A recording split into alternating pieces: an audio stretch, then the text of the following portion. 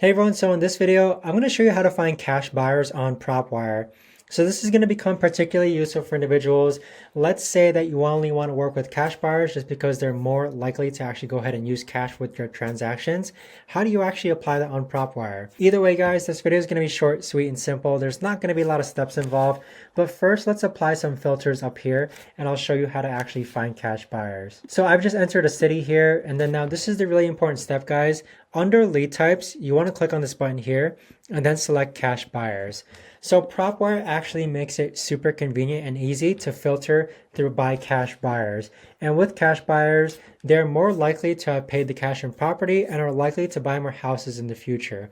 So with cash buyers, you can see that all over Las Vegas, we have a few cash buyers. It's filtered the results to around 175,000 search results based on only the lead type, which is cash buyers.